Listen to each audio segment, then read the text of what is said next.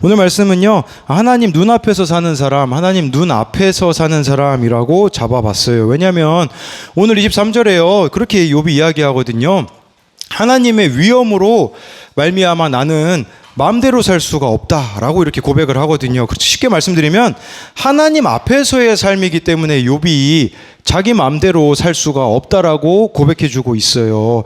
여러분, 하나님 앞에서 사는 사람을 우리가 뭐라고 이야기하냐면 코람데오라고 이야기합니다. 이게 라틴어인데요, 하나님 앞에서라는 뜻이에요. 어딜 가든지 눈을 하나 더 의식하는 겁니다. 바로 하나님의 눈을 의식하며 살아가는 것을 코람데오라고 해요. 이 코람데오의 반대말이 있거든요. 그건 뭐냐면 코람 호미니부스라는 말이에요. 사람 앞에서라는 뜻입니다. 사람이요, 딱 두 종류가 있는 것 같아요. 사람 앞에서 사는 사람이 있는가 하면 하나님 앞에서 살아가는 사람이 있어요. 근데 문제는 뭐냐면 우리는 하나님의 시선보다 사람들의 시선을 더 의식할 때가 많다는 사실이에요. 그리고 얼마나 우리가 사람들의 평가와 시선과 말의 영향을 많이 받는지 모릅니다. 문제들이 있을 때도요, 사람들을 먼저 찾고 사람들과는 많은 시간을 보내지만 하나님에 대해서는 그렇지 못하다라는 사실입니다. 저는요, 제 자신을 좀 비춰봤을 때 하나님 앞에서보다는 사람 앞에서를 더 신경을 쓰고 있더라고요.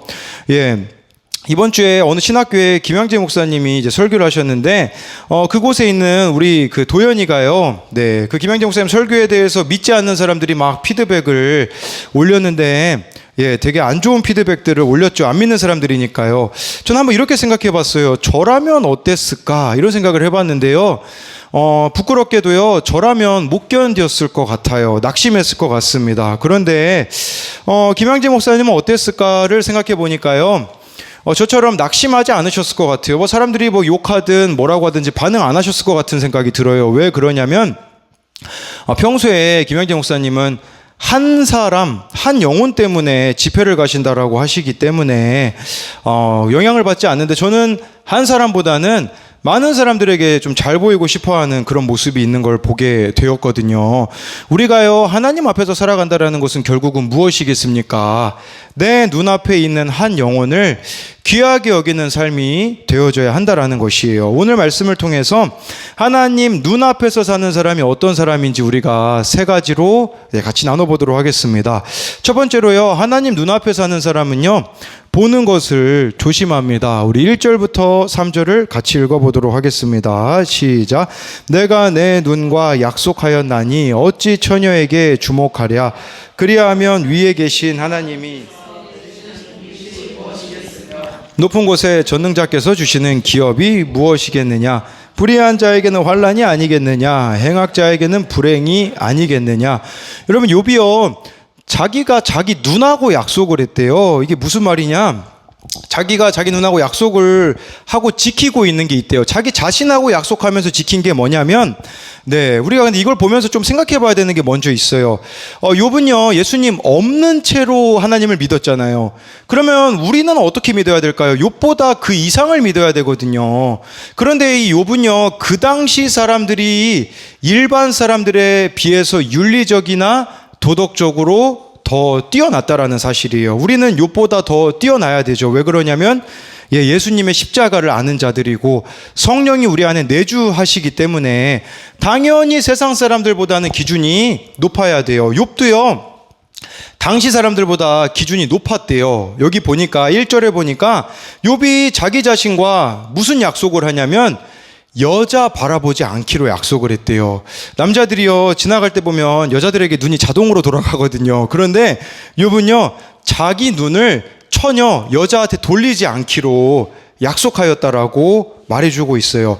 그리고 그 당시는요, 일부 다처제였거든요. 욥과 같이 부자잖아요. 다른 여자도 충분히 맞이할 수 있는 사회의 모습이었거든요. 근데 욥은요, 그렇게 하지 않았어요. 왜 그렇게 하지 않았냐? 2절에 나와 있잖아요. 그렇게 살면 하나님이 나에게 무슨 분깃을 주겠으며 하나님이 나에게 무슨 기업을 주겠냐라고 하면서 그렇게 내 마음대로 살면 3절에 나와 있잖아요. 환난을 당하는 것이 분명하고 불행이 그의 삶을 찾아오는 것을 알기 때문에 세상 사람들과 그는 똑같이 살지 않았다라고 말해주고 있어요. 욥이 이렇게 한 것은요, 한마디로 하나님의 눈을 의식했기 때문이에요. 그렇기 때문에요, 욥은요 4절에서 이렇게 고백합니다. 우리 4절을 같이 읽어보겠습니다. 시작. 그가 내 길을 살피지 아니하시느냐. 네, 이 말씀 보니까요, 하나님이 자신의 길을 살피고 계시고 걸음까지도 다 세고 계시는 것을 알기 때문에 세상 사람들과 똑같이 살 수가 없다라고 말해주고 있어요. 그러니 쉽게 말씀드리면요, 욥은요 겉과 속이 같은 사람이었었다라고 볼 수가 있는 것이겠죠. 여러분, 우리가 하나님 앞에서 살아간다라는 것은 어떤 의미가 있겠습니까? 겉과 속이 같은 사람이 되어야 한다라는 것이에요. 그렇다면 우리가 바른 길을 걷고 바른 걸음을 걸으려면 어떻게 해야 될까요? 시편 119편 105절엔 이런 말씀이 있어요. 우리 같이 읽어볼게요. 시작. 주의 말씀은 내 발의 등이요 내 길의 빛이니이다. 네, 우리가 바른 길 가려면요 한 가지밖에 없어요. 말씀의 길로 가는 것밖에 없다라는 것이에요. 주님의 말씀만이 우리의 걸음이자 우리를 바른 길로 인도한다라는 사실이에요. 여러분, 욥은요 자신의 눈과 약속을 한다고 이야기를 했는데, 우리는요 욥 당시에는 성경이 기록되지 않았잖아요. 근데 우리는 성경을 다 가지고 있다라는 것은 무슨 말이겠습니까? 성경을 읽는 눈이 되어야 저와 여러분들이 바른 길을 갈 수 있다라는 것이에요. 바른 걸음을 가기 위해서 우리가 해야 되는 것이 말씀 묵상이라는 것을 말해주는 것이겠죠. 근데 여러분들의 눈은 어디에 뺏기고 있습니까? 눈이 뺏기는 곳에는요 마음이 뺏기게 되어져 있어요. 그러니까 우리나라가 지금 많이 힘들어 하잖아요. 뭐 우울증도 있고 뭐 여러 가지 힘든 이유가요, 이 SNS 때문에 그렇다고 하더라고요. 여러분,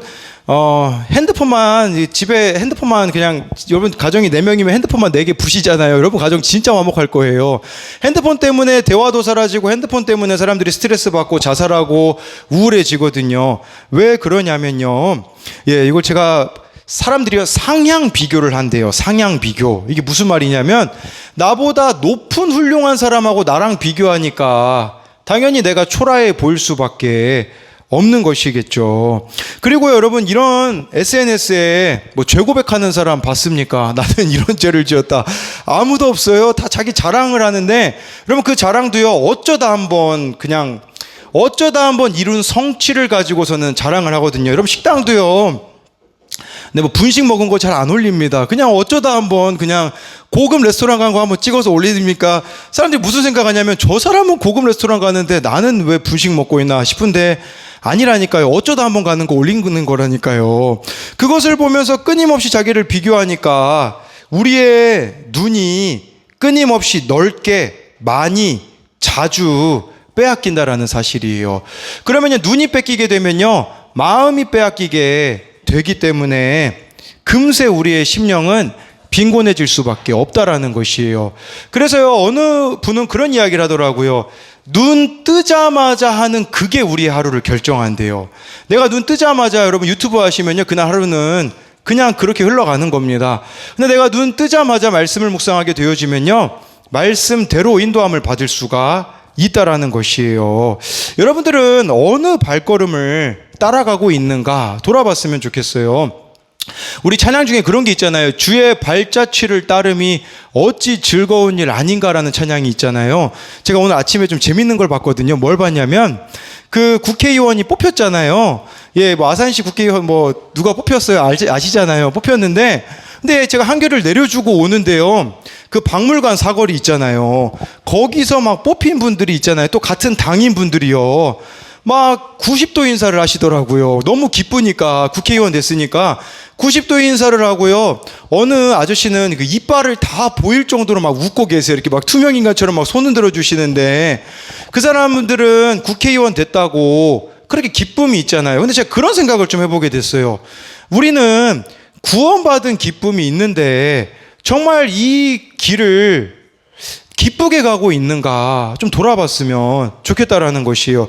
기쁘게 주의 발자취를 내가 따르고 있는가?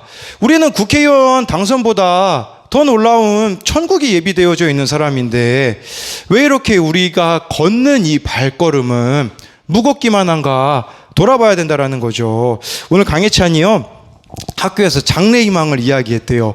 그랬더니 자기는 목사님이 되겠다 이제 이렇게 발표를 했대요. 그랬더니 학교에 있던 어떤 친구가요, 자기는 담임 목사님이 되겠다고 이야기를 했대요. 예찬이는 부목사님이 되려나? 네. 그래서 알고 보니까 걔도 목사님 아들, 얘도 그런 거죠. 그러니까 목사님 아들이더라고요. 제가 그 이야기를 듣고서는 온양 온천초등학교 이 둘이 기도 모임 만들면 좋겠다 이제 그런 생각을 하게 되더라고요. 최연소 기도 모임 만들 수 있겠다 이제 이런 생각이 들더라고요. 예찬이는 아빠의 삶을 보고 있잖아요. 그러다 보니까 물론 할 수 있을지 모르겠어요. 제가 봤을 때는 좀 아마존 같은 데 갔다 와야 이제 목사를 좀 할 수 있을 것 같은데, 오늘도 한결이한테 이렇게 고무줄총 쏴가지고 둘이 싸웠는데, 제가 그 이야기를 들으면서 부모의 발자취를 자녀가 따르듯이 하나님이 진짜 우리 인생의 아버지시라면, 주인이시라면 우리의 삶에도 그 하나님을 따른 발자취가 있어야 한다라는 사실입니다. 그래서 이것에 대한 적용 질문은요, 나의 눈은 무엇에 내어주고 있습니까? 온갖 세상 것들의 눈과 마음을 빼앗겼습니까?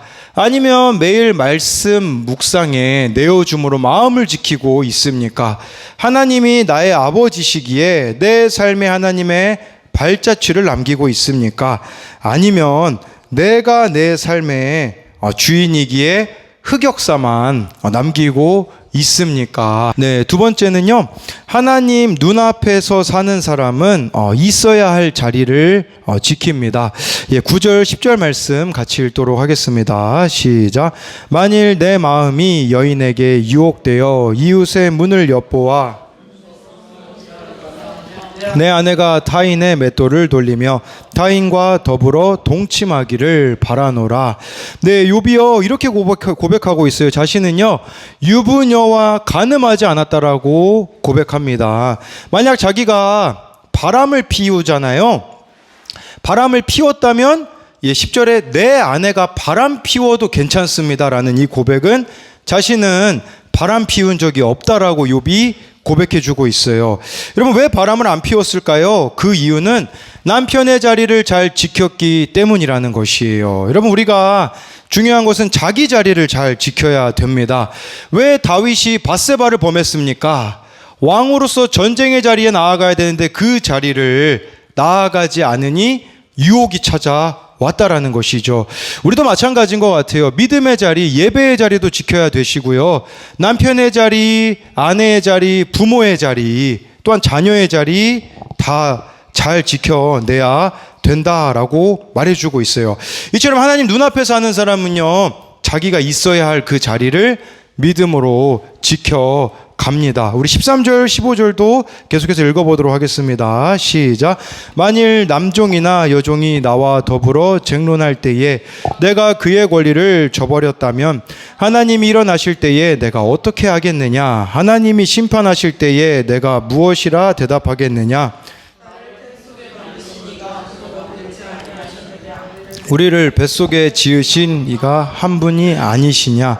네, 이 말씀은요, 욥은요 남종과 여종도 무시한 적이 없다라는 것이에요. 자기 자리를 잘 지킨다라는 것은요, 여러분 주변에 있는 사람들을 소중히 여기는 것을 뜻하는 것이에요. 욥은요 남종 여종 무시할 수 있었잖아요. 그런데 무시하지 않았어요. 왜 그러냐? 14절 말씀에 보면 하나님 앞에 서게 될 것을 알았기 때문이라는 것이에요. 여러분, 우리도 아셔야 돼요. 하나님 앞에 서게 되어진다라는 거를 아셔야 되는 거죠. 또 욥이요 종들을 무시하지 않은 이유가 15절에 보면 나와 있는데, 이 종들도 하나님의 형상대로 지음을 받았기 때문이라는 것이에요. 구원의 대상이라는 것을, 구원받을 가치가 있다라는 것을 알았기 때문이라는 것이에요. 여러분, 우리가 그래서 가정을 지키셔야 합니다. 그래서 우리는 교회 공동체를 떠나지 말고 지켜야 한다라는 것이에요. 그래서 우리 각자는 주어진 사명의 자리를 지켜야 되는데요. 정말 믿음으로 내게 주어진 이 자리들을 잘 지키고 있는가? 또한 나를 힘들게 하는 그 사람조차도 구원의 대상이라는 것을 잊지 않고 있는가를 기억하는 것이 중요합니다. 어제 어느 선교사님에게 연락이 왔어요. 연락이 왔는데 이분은 선교단체에 속해 계신 분입니다. 그런데 이제 선교지에는 계실 건데 선교단체를 나오실 것을 지금 기도하고 있다고 하세요. 왜 나오실 것을 이분이 기도하고 있냐면 선교단체에서 막 이런저런 일이 맡기니까 그 선교지에서도요 막 비행기를 타고 다른 지역도 가야 되죠. 막 2주 동안 있다가 와야 되죠. 그러다 보니까 내 옆에 있는 전도의 대상자들을 챙기지 못하는 일들이 벌어지니까 이제는 선교단체에서 나와서 자기가 맡겨진 이 내 옆에 있는 양떼들을 돌보기 위해서 그렇게 하겠다라고 이야기를 하시더라고요. 이분은요 지금까지 나오신 적이 없어요. 사모님은 출산 때문에 한번 나오셨는데 근데 왜 이분은 안 나오시냐? 한두 달 그 자리를 비우면 영혼들에 대한 그 마음이 식어질 것을 알기 때문에 정말 눈앞에 있는 영혼들에게 최선을 다하기 위해 주어진 자리를 지키려고 하는 거, 그게 15절의 고백을 믿는 사람들의 고백이 아니겠습니까? 하나님의 형상대로 구원의 대상이라는 것을 알기 때문에 끝까지 이렇게 한 사람을 소중히 여기는 것이겠죠. 오늘은 저도 이제 금요일이라 이렇게 아산고등학교 기도 모임을 다녀왔어요. 예배를 드리고 나서 교감 선생님이 이제 하실 말씀이 있다고 이야기하시면서 이야기를 하시더라고요. 지금까지 기도 모임이 어떻게 이루어졌는지를 이야기하시더라고요. 1992년도에 생겼다고 하더라고요. 기도 모임. 제가 1989년생이거든요. 제가 한 4살 그때 이제 기도 모임이 아구에서 생긴 거예요. 이것도 이 교감 선생님이 당시 수학 선생님인데 만들려고 해서 세워진 게 아니라 그냥 아이들이요 점심시간에 5명이 모여가지고 나무 밑에서 기도하고 있었대요. 그게 기도 모임의 시작이 되어서 이 아이들을 맡아달라고 요청을 받게 되어지고 교감 선생님 그런 얘기 하시더라고요. 너무 이 아이들하고 함께하는 시간이 좋아서요. 점심시간마다 성경 공부를 한 적이 있는데 월요일부터 토요일까지였겠죠. 그 당시에 이 성경 공부를 점심시간마다 하는데 밥도 안 먹고 그냥 선생님이 이렇게 빵하고 우유를 준비해 와가지고 그렇게 아이들에게 함께 말씀을 나누면서 그 자리를 지키셨다라고 이야기를 하시더라고요. 그렇게 그 모임을 지켜오셨으니 지금 아산고등학교에 그 기독교 동아리가 있고 또 기도 모임이 있는 게 아니겠습니까? 믿음으로 지키고 있는 한 사람만 있으면요 구원의 길은 열려 있다라는 것이에요. 저도 이 자리를 지키는 게 중요하다라는 생각을 하게 돼요. 우리 곽주희가 저한테 보낸 사진이에요. 어제 처음으로 기도 모임을 한울고등학교에서 시작했다고 이야기를 하더라고요. 지금까지 얼마나 많은 기도 모임들이 있었습니까? 우리 예전에 김동규부터 시작됐잖아요. 기도 모임이. 우리 동규가 그런 얘기를 하더라고요. 이 기도 모임이 안 믿는 애들이, 동규가 기도 모임을 인도했었거든요. 안 믿는 애들이 왔는데 한 번은 동규가 깜빡하고 제가 간식을 전달해 줬는데 집에 놓고 온 거예요. 그랬더니 이 아이들이 막 화가 나가지고 책상을 다 엎어놓고 간 적도 막 있었다고 하더라고요. 그런 적도 있었죠. 우리 그 뒤에 한울고등학교에서도 우리 박민이라는 또 학생이 기도 모임을 이어왔던 적도 있고, 또 우리 도연이가 온양 여자 고등학교에서도 기도 모임을 이어갔잖아요. 그 모임들이 계속해서 이어지는 거, 정말 저도 이 자리를 믿음으로 지켜갈 때에 그때 이 모임들이 계속해서 일어날 수 있다라는 것이에요. 그러면서 주희가 기도 모임 끝나고 나서 저한테 그렇게 연락이 왔어요. 이제 학교에서도 친구들한테 말하고 행동을 조심해야 될 것 같다고, 자기가 기도 모임을 인도하니까. 그래서 제가 진짜 그리스도인이 될 수 있는 기회가 왔다라고 이야기를 해줬어요. 다음 주는 자기가 대표 기도라고 하더라고요. 그래서 안 하던 것도 이렇게 알아서 하는 걸 보면서 참 우리가 믿음의 그 자리를 잘 지키고 있으면요, 누군가는 그 길을 통해서 돌아오게 될 때가 온다라는 것이에요. 근데 이 주어진 자리를 어떻게 잘 지킬 수 있을까요? 기도로 지켜내셔야 한다라는 것이에요.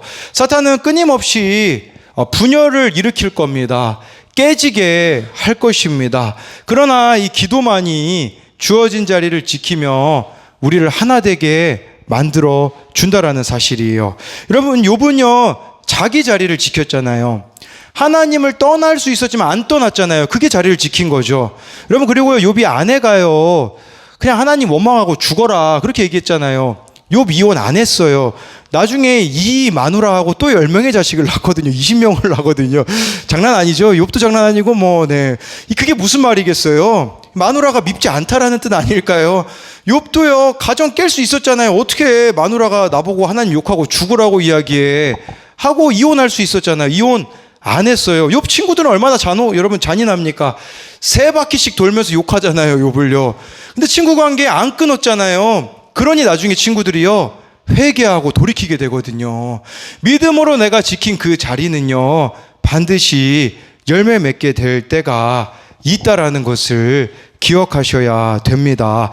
그래서 이것에 대한 적용 질문은요, 내가 믿음으로 지켜내야 하는 자리는 무엇입니까?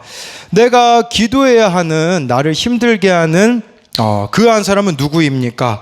그 사람 또한 하나님의 형상대로 지음받았기에 구원받을 가치가 있음을 알고 있습니까? 네, 우리 세 번째로는요, 하나님 눈앞에서 사는 사람은 한 사람을 봅니다. 욥기 31장 16절부터 우리 18절을 같이 읽도록 하겠습니다. 시작. 내가 언제 가난한 자의 소원을 막았거나 나만 혼자 내 떡덩이를 먹고 고아에게 그 조각을 먹이지 아니하였던가. 실상은 내가 젊었을 때부터 고아 기르기를 그의 아비처럼 하였으며 내가 어렸을 때부터 과부를 인도하였노라. 네, 욥은요, 사회적인 약자들을 결코 학대하지 않았다라고 말해요. 16절에는요, 가난한 자의 소원을 막은 적도 없고 과부의 눈을 실망하게 한 적이 없다라는 거예요. 무슨 말이냐? 이들이 필요한 게 있으면 다 내어줬다라는 것이죠. 17절에는요, 떡을 혼자 먹지 않았대요. 그래서 고아에게 떡을 나누어 주는 그런 삶을 살았다라는 거죠. 근데 우리는 어떻습니까? 내 밥그릇 챙기기에만 좀 우리가 앞서는 것 같아요. 제가요, 어렸을 때 아직도 기억이 나거든요. 우리 교회에 준영이 형이 기억이 나요. 이 유준영, 유성수 형제였잖아요. 제가 에피소드가 있는데 그건 뭐냐면 준영이 형이 저한테 맛있는 반찬 많이 먹는 법을 가르쳐 준 적이 있어요. 그건 뭐냐면요, 밥을요 이렇게 한 숟가락 크게 퍼가지고요 동굴을 만들어요. 거기다가 맛있는 반찬 2-3개를 넣고서 다시 덮어 놓으래요. 그러면 반찬을 많이 먹을 수 있다고 하더라고요. 17절을 좀 우리에게 생각해 볼 때에 우리는 어떠하냐라는 것이에요. 나 혼자 지금 먹고 나 혼자 누리는 것만 우리가 즐거워하고 있지 않느냐라는 것이에요.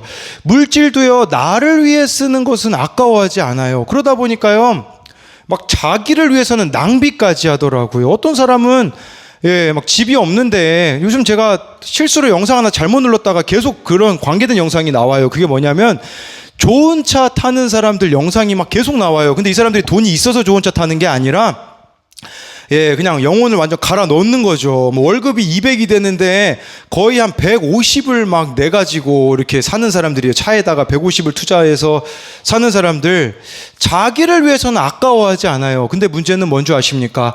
다른 사람을 위해서는 조그만한 걸 손해보기 싫어하는 그런 모습이 우리들 가운데 있지는 않냐라는 것이에요. 18절 말씀은요, 젊은 시절부터 고아들을 자기가 아버지처럼 길렀다고, 어린 시절부터 과부들을 돌아봤다라고 욥이 말해주고 있어요. 제가 다 가지고 오지 않았는데, 예를 들어 19절 같은 데 보면요, 의복 없는 사람들, 가난한 사람 덮을 거 없으면 다 옷도 가져다 주었다라고 해요. 그러면서 22절에요, 만약 내 말이 거짓말이면요, 자기 팔이 뼈에서 떨어지고 그냥 팔이 그냥 떨어져도 할 말이 없대요. 그러니까 그렇게 외면한 적이 없다라는 거죠. 저는요, 욥이 이 말을 하는데 떠올랐던 구절이 있어요. 그것은 뭐냐면 마태복음 25장 40절이에요. 예수님이 하신 말씀인데요, 우리 같이 읽어보도록 하겠습니다. 시작.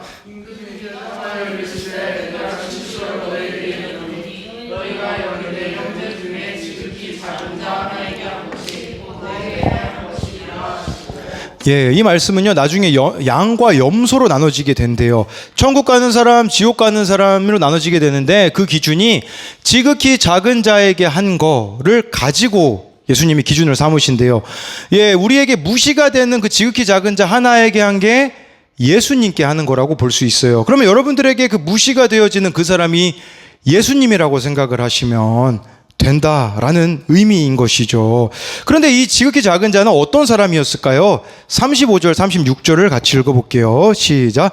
내가 줄일 때에 너희가 먹을 것을 주었고 영접하였고 헐벗었을 때에 옷을 입혔고 병들었을 때에 돌보았고 옥에 갇혔을 때에 와서 보았느니라. 네, 이 사람들이 지극히 작은 자래요. 쉽게 말씀드리면요, 멀리 있는 사람이 아니라 내가 먹을 거 줄 수 있는 거리에 있는 사람, 물 줄 수 있는 사람의 거리, 그러니까 이 거리는 가깝다라는 거겠죠.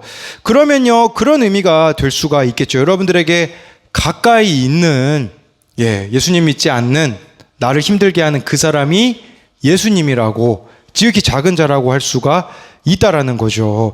제가 필리핀에서 그 대학교 다니면서 일주일에 한 번씩 전도 모임을 유학생들하고 같이 했거든요.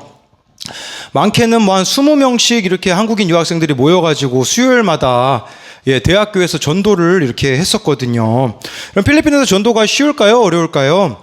우리나라보다는 좀 쉬워요. 왜냐하면 필리핀 친구들이 좀 시간이 많아요. 그래서 혹시 15분 좀 내줄 수 있니? 15분만 시간 좀 내줄래? 내가 좀 예수님 굿뉴스를 좀 전하고 싶어. 그러면요, 뭐 거의 허락을 합니다. 왜냐하면 바쁘지가 않아요, 애들이.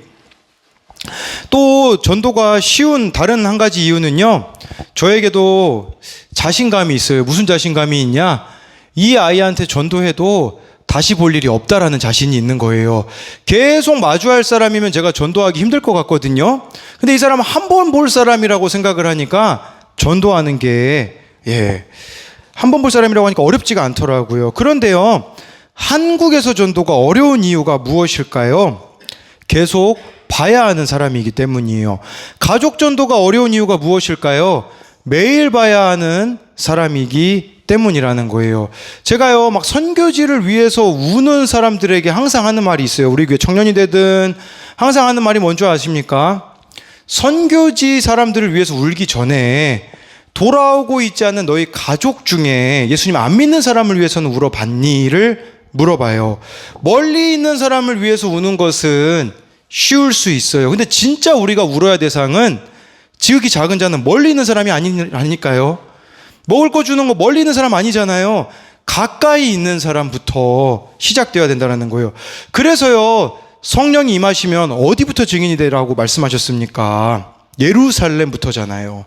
가까운 곳부터 시작돼야 점점 넓어지는 거라고 볼 수가 있지. 근데 그런 사람들이 있어요. 가까이 있는 사람들은 다 외면하면서 멀리 있는 사람들만 놓고 기도하고 있다면 그것도 잘못되었다라는 것을 말해주는 것이에요. 여러분, 지극히 작은 자는요, 내 배우자일 수 있습니다. 내 자녀일 수 있습니다. 교사 같은 경우는 내게 맡겨진 학생일 수 있어요. 소중한 사람을 위해 우울증을 공부합니다라는 책을 쓰신 최유종 작가님이요, 세바시라는 프로그램에 나오셔서 이렇게 이야기하시는데요. 이거 한번 참 보면 참 도움이 많이 되더라고요. 막 이분이 참 말씀도 잘하시더라고요. 이분은요, 우울증과는 거리가 먼 삶을 살았지만 갑자기 어느 날 직장에 있는데 아내한테 전화가 왔어요. 아내도 대학병원에서, 유명한 병원에서 근무할 정도로 건강했던 아내인데 전화가 와가지고요, 침대에서 벗어날 수 없다고 전화가 왔대요. 갑자기 아내가 우울증에 걸려가지고요, 침대에서 나올 수가 없는 거예요. 몸에 힘이 없어가지고 그때부터 무기력한 채로 침대에 누워서만 아내가 생활하기 시작했다고 합니다. 우리가요, 힘들면 죽고 싶다고 하잖아요. 우울증 걸리신 분들은요, 죽고 싶은 게 이유가 다르대요. 우울증 걸린 사람들은요, 자살 충동을 느끼는 게 다르는데 신체화 증상 때문에 그렇다고 하더라고요. 신체화 증상은 뭐냐면 두통, 무력감, 피로감, 또 막연한 통증이 막 계속되니까 죽음을 생각하는 거예요. 그래서요, 이제 이분이 자기 아내를 좋은 경치를 보여주려고 힘들게 여행지로 데리고 갔거든요. 그럼 아내는요, 이런 질문을 한대요. 내가 여기서 죽으면 어떨 것 같아? 이런 얘기를 들으니 남편 입장에서는 이 아내가 좀 오래 살라고 좋은 곳에 데리고 갔더니 여기서 죽으면 어떨 것 같냐라는 이야기를 들으면요, 네, 눈물이 나는 게 아니라 콧물이 난다고 이야기를 하더라고요. 이분이 그런 표현을 쓰시더라고요. 우울증은요, 또 병이 낫기 시작해도 문제가 된대요. 왜냐하면 조금씩 나으면요, 회복이 되고 의욕이 생기거든요. 자살할 힘이 생겨서 죽는 경우도 있어서 내버려 둘 수도 없고 살리기도 힘든, 네, 참 그렇게 곤란한 병이 우울증이라고 하더라고요. 그래서 이분이요, 결심을 해요. 이대로 내 아내를 내버려 둘 수 없겠다. 그래가지고요, 우울증에 대해서 남편이 공부하기 시작해요. 운동이 좋다라는 이야기를 듣고서요, 집에 러닝머신을 사서는 자기가 먼저 운동하는 모습을 보여주고 아내도 그 모습을 보고선 따라하기 시작했다고 해요. 아내가 운동을 하게 되어지니 이제는 수면이 좋아지기 시작했다고 해요. 또 아내를 위해서도요, 식습관을 바꾸는데 건강식으로 바꾸기 시작했다고 해요. 그러면서 이렇게 말씀하시더라고요. 우울증은 100마디 말이 소용이 없습니다. 하나의 행동이 필요합니다라고 이야기를 하시더라고요. 100마디 말할 필요가 없대요. 그냥 내가 사랑하는 그 사람을 위해서 하는 한 가지 행동이 살린다라고 하더라고요. 저는 이게 이렇게 다가오더라고요. 영혼 구원은 100마디 말이 소용이 없습니다. 그 사람을 위한 한 가지 오늘의 적용이 필요합니다. 그 사람을 위한 한 가지 사랑의 수고가 필요합니다. 그렇게 시간을 보내고 나니까요, 이제는 아내가 우울증으로부터 벗어나기 시작하여서 지금은요, 아침마다 수영을 하러 가는데 자기보다 더 수영을 잘할 정도로 건강해졌다라고 이야기를 하더라고요. 그러면서요, 이분이 마지막에 그런 이야기를 하세요. 자기가 우울증 걸려도 괜찮을 것 같대요. 왜 그러냐면 아내가 우울증을 겪어봤으니 전문가잖아요. 전문가가 내 옆에 있으니까 자기가 나중에 우울증 걸려도 염려가 없다고 하더라고요. 이 사람이 수고를 했잖아요. 아내를 위해서 수고를 하니까요, 동역자가 되는 거예요. 우리도 이 원리를 기억하셨으면 좋겠어요. 저와 여러분들이 구원을 위해서 수고를 하잖아요. 열매 맺을 날이 와요. 그러면요, 동역자가 되어서 함께 하나님 나라를 위해서 싸우게 되어진 일들이 일어난다라는 것이죠. 찬양 중에요, 제가 예전에 한번 금요기도 때 하려고 했다가 여러분들이 따라하기 힘드실 것 같아서 안 한 찬양이 있거든요. 그 찬양 제목이 뭐냐면 사랑한 만큼 살아낸 만큼이란 찬양이 있어요. 여러분들이 살아낸 만큼 사랑하는 거예요. 그걸 기억하셔야 되는 거예요. 내 자녀를 사랑합니까? 현실을요, 살아내셔야 돼요. 하나님을 진짜 사랑하십니까? 주어진 그 삶의 자리를요, 어떤 고난이 있다고 할지라도요, 살아내셔야 한다라는 사실이에요. 그럴 때에 내 옆에 있는 지극히 작은 자가 나를 통해서 주님 앞에 돌아오게 되어지는 것이 아니겠습니까? 네, 오늘 청소년 아이가요, 약을 못 먹어가지고, 막 증세가 이상하더라고요. 평소에 이 아이의 대화의 그런 모습이 아니었었어요. 우리 이 아이를 참 위해서 우리 선생님들이 많은 수고들을 하고 계시거든요. 네, 참 감사하다라는 생각이 들어요. 왜냐하면 이렇게 힘든 아이들도 우리 선생님들이 품어내려고 하는 모습이 참 귀하더라고요. 그래서 참 한 분 한 분이 다 수고를 하는데, 오늘 우리 은혜가 이렇게 착 수고하는 모습이 좀 저에게 또 개인적으로 연락이 왔었거든요. 그 아이의 어머니에겐 제가 전화할 수 없어요. 왜냐하면 그 아이의 어머니는 남자가 이제 연락을 하게 되어지면 안 좋아하시는 것이 있기 때문에, 예전에 우리 은혜가 정윤이랑 함께 그 아이 어머니를 만나고 온 적이 있기 때문에 은혜가 이렇게 중간 역할을 해가지고 어머니랑 잘 통화도 하고 문제가 무엇인지도 알아내고 이렇게 도울 수가 있었었거든요. 무슨 생각을 하게 되냐면요, 어떻게 은혜가 이 역할을 감당할 수 있었을까 생각해 보니까요, 은혜는요, 살아냈거든요. 주어진 자리에서 엄마 돌보는 그 삶을 살아냈잖아요. 그러니까 사랑할 수가 있더라고요. 여러분들의 현실이요, 아무리 가혹해 보인다고 할지라도요, 믿음으로 살아내시면요, 사랑하게 되어지는 일들이 일어난다라는 거죠.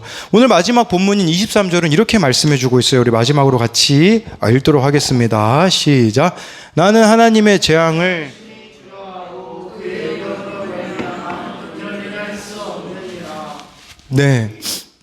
욥이요.